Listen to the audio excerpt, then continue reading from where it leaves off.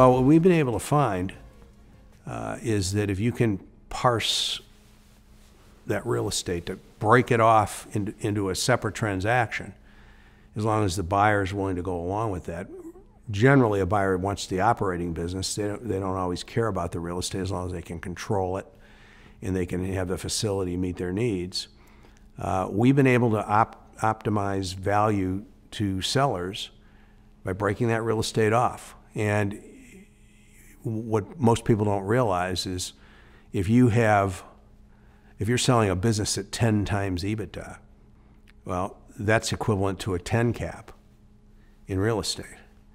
10 times EBITDA is a very high multiple for a manufacturer, for instance. It would be right at the top of anything anybody's ever gotten. Probably not achievable even in this marketplace in most cases. But if you translate that to the way people talk about real estate values, a 10 cap is very cheap. Oftentimes we're seeing real estate being sold to triple net funds at 6.5 caps. Let me do my quick math, but that's like 18 times earnings.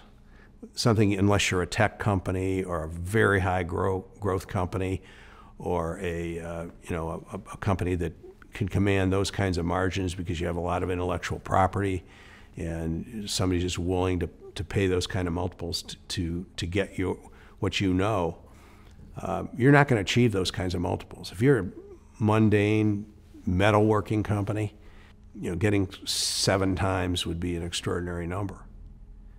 But that doesn't mean you can't sell your real estate for 18 times. So you can allocate those earnings that reflect the cost of the leasing of that real estate. You can allocate that to the real estate, take it off your earnings, so you're not going to get that 7 times multiple on that portion. But you may be able to go to the marketplace, and you should examine this, and sell the real estate separately at 15 or 18 or 20 times. And you should always examine that as an alternative. It's something we do on every occasion with our clients. It has allowed us to get total proceeds to our client at a much higher level than we could without doing that. And that's our job.